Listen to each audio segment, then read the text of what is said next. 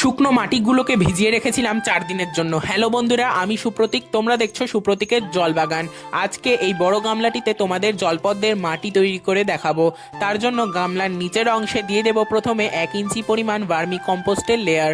এছাড়া ভার্মি কম্পোস্টের বদলে তোমরা নিতে পারো 1 বছর পুরনো গোবর সার। আমি সারটিকে দেওয়ার পর ভালোভাবে ছড়িয়ে দিলাম। এর উপরে দিয়ে দেব তৈরি করে রাখা কাদামাটিটি। এই কাদামাটি সুন্দরভাবে আমি ভার্মি কম্পোস্টের উপরে দিয়ে দেব, যাতে ভার্মি কম্পোস্টটা মাটির উপরে না চলে আসে।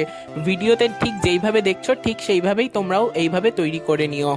এরপর টবের অর্ধেক অংশ বা গামলার অর্ধেক অংশ আমি মাটি দিয়ে ভর্তি করে দিলাম, আর বাদ বাকি অর্ধেক অংশ আমি রেখে দিলাম যাতে পরবর্তীকালে জল দিয়ে ভরা যায়। এইভাবে আমি 3-4 দিন রেখে দেব, তারপরেই টিউবার প্রতিস্থাপন এর মধ্যে করব।